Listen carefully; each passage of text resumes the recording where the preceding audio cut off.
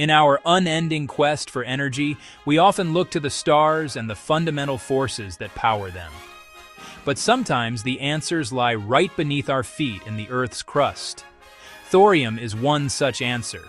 It's a silvery metal found abundantly in the crust, more than uranium. Unlike uranium, thorium isn't radiating material on its own. Think of it like a hard-to-light log full of stored energy needing a bit of kindling to ignite. That trait is not a weakness, it's a major safety strength. Today, January 16, 2026, thorium reactors matter because the world wants clean, reliable, safe energy. We need power that doesn't add carbon to the atmosphere, can run 24/7. To begin our journey, we must first prepare the fuel. In a common type of thorium reactor, the molten salt reactor, the fuel isn't a solid rod but a liquid. We take thorium and dissolve it into a special type of salt, which becomes molten at high temperatures. But as we know, thorium alone won't start the reaction. It needs a starter, a bit of radiating material to act as the kindling. This seed material could be a small amount of enriched uranium or plutonium, often sourced from the spent fuel of conventional reactors. This is a crucial first step. We are using existing nuclear waste to kickstart a cleaner, more efficient process. The thorium and the fissile seed are mixed together in the salt, creating a liquid fuel cocktail ready to go. Once the fuel salt is prepared, it is pumped into the reactor's core. Now, we need to begin the chain reaction, a process called achieving criticality. Think of it like a room full of mousetraps, each set with a ping-pong ball. To start the reaction, you just need to drop one ball. When it hits a trap, it sets off another ball, which hits another trap, and so on. In our reactor, the radiating seed material, uranium, releases neutrons when it splits. These neutrons are our ping-pong balls. To control the reaction, operators use control rods, which are like sponges that soak up neutrons. By slowly withdrawing these rods from the core, they allow just enough neutrons to fly around to start splitting other atoms, creating a self-sustaining chain reaction. This initial phase is where the magic of thorium begins. As the seed material fissions, it releases a flood of neutrons. While some of these neutrons go on to split more seed atoms, many of them are absorbed by the abundant thorium atoms in the molten salt. This absorption doesn't split the thorium. Instead, it transmutes it or changes it. Through a natural radioactive decay process, the thorium atom transforms into a new type of uranium, called uranium-233. This new material is radiating material. In essence, the reactor is using the initial fire to create its own fuel from the thorium. It's like a campfire that slowly turns its own surrounding logs into burnable charcoal. This process of breeding fuel as the reactor runs is what makes the thorium cycle so incredibly efficient. Over time, the newly created uranium-233 begins to fission, releasing more energy and more neutrons, which in turn can create even more uranium-233 from the thorium. The reactor essentially refuels itself continuously. The initial startup is a carefully controlled and gradual process, bringing the core to a stable, low-power state, before operators are ready to ramp it up to produce electricity. The fire is lit, and it's ready to do work. With the reactor core now in a stable, self-sustaining state, it's time to put all that heat to good use. The molten salt, now glowing hot from the continuous fission reactions, is not just the fuel, it's also the coolant. A pump circulates this intensely hot salt out of the core and into a heat exchanger. This is where the energy is transferred. Think of the heat exchanger as the pot of water sitting over our campfire. The hot fuel salt flows through one set of pipes while a separate, secondary loop of clean salt flows through an adjacent set of pipes. The heat radiates from the fuel salt to the clean salt, without the two ever touching. This keeps all the radioactive materials safely contained in the primary loop. The now heated clean salt in the secondary loop is then pumped to another heat exchanger. Here, it finally meets water. The heat from this clean salt is so intense that it instantly turns the water into high-pressure steam. This steam is the real workhorse of the power plant. It's channeled through massive pipes to a turbine. A turbine is essentially a sophisticated pinwheel with many blades. The immense pressure of the steam pushes against these blades, causing the turbine to spin at thousands of revolutions per minute. This entire process, from the core to the steam, happens at or near normal atmospheric pressure in a molten salt reactor, which eliminates the need for the massive, high-pressure containment domes seen at older plants.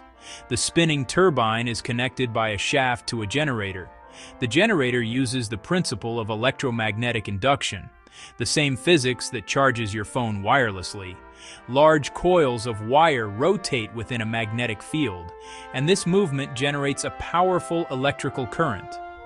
This is the electricity that is then sent out through transmission lines to power our homes, schools, and hospitals. The steam, having done its job pushing the turbine, is then cooled down, condenses back into water, and is sent back to be heated again, completing the cycle. Throughout this entire operation, the reactor maintains a delicate balance. The system is designed to be self-regulating.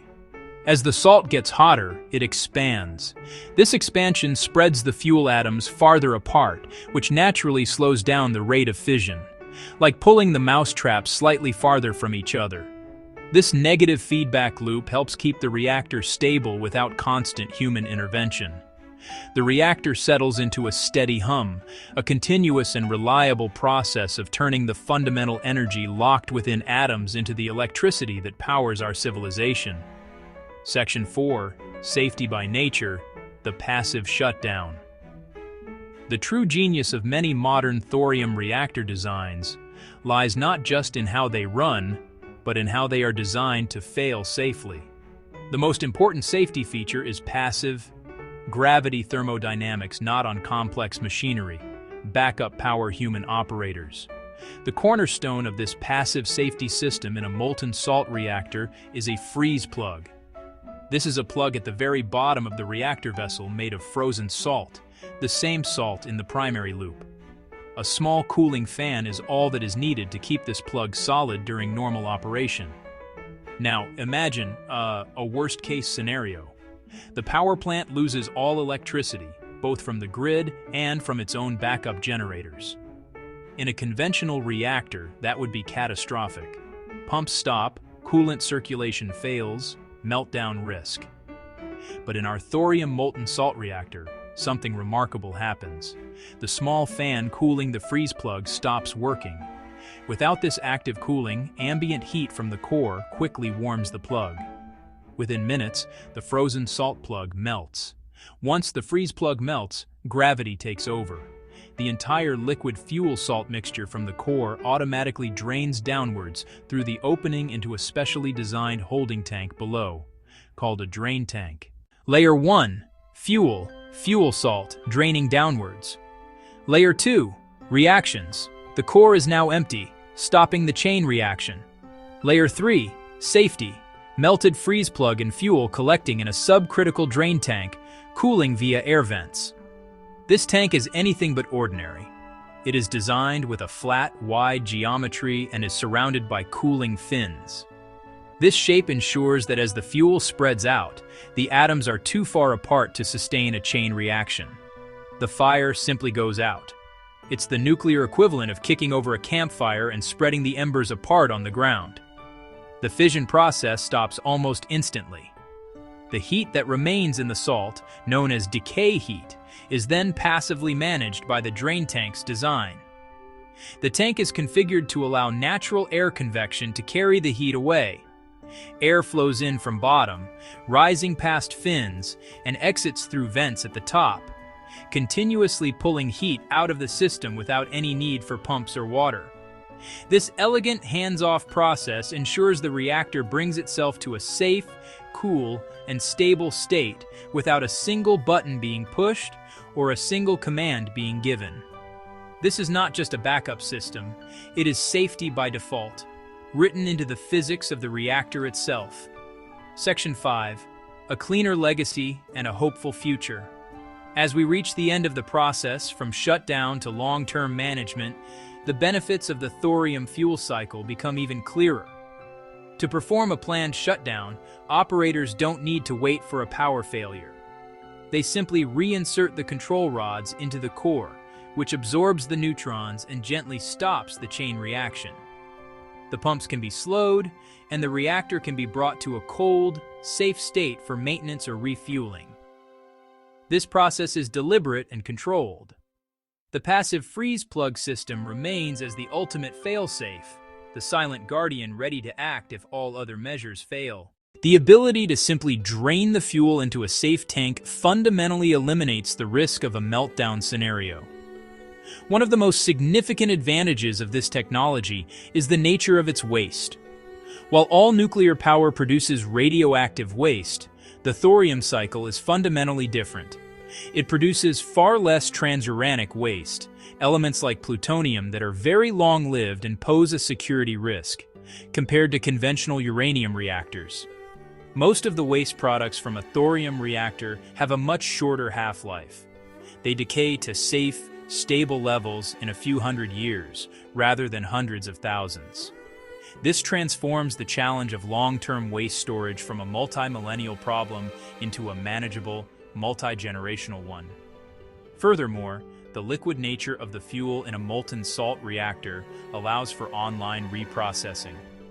As the reactor operates, waste products can be chemically separated from the salt and removed, while the unused fuel is returned to the core. Like sifting the ash out of your campfire while it burns, allowing you to use every last bit of wood. This recycling drastically reduces final waste volume and makes the reactor incredibly efficient, extracting nearly all the potential energy from its fuel. In summary, the journey through a thorium reactor reveals a technology of immense promise. It starts with an abundant, low radioactivity fuel. It runs efficiently at low pressure. It breeds its own fuel as it operates, and it shuts down with an elegant, passive safety system that relies on the unchangeable laws of physics. While significant engineering and regulatory challenges remain, the science is sound. Thorium represents a powerful tool in our arsenal for combating climate change and meeting our future energy needs. The calm, controlled fire within a thorium reactor could be a beacon of hope, lighting our way to a cleaner, safer, and more prosperous world.